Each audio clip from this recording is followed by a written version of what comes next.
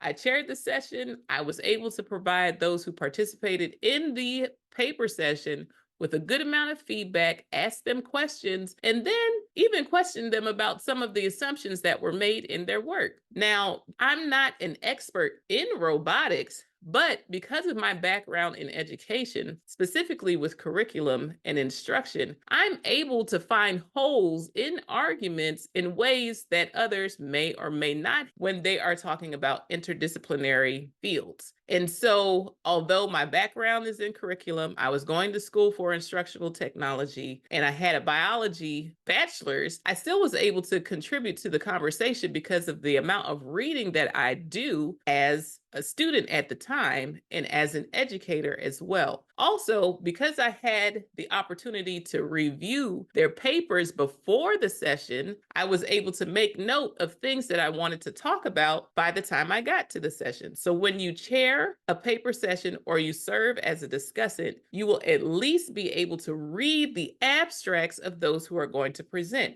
Now, when you are serving as a discussant, you're more likely to have access to the full papers that people submit that they plan to present. And that allows you to give them feedback in greater detail because you're able to look at the papers on your own time and sift through them, read them thoroughly, go back, flip, compare, and that way you can make notes so that when you come to the paper session, you're able to facilitate a conversation between the panel of paper presenters and the audience. Sometimes it takes a little questioning to help get the conversation going. And so one of the things I would do as a conference chairperson and a discussant, I would first posed the opportunity for people from the audience to ask questions and to provide feedback, as well as provide their own comments in terms of any holes that they may find. I know I have questions, but if the audience asks them first,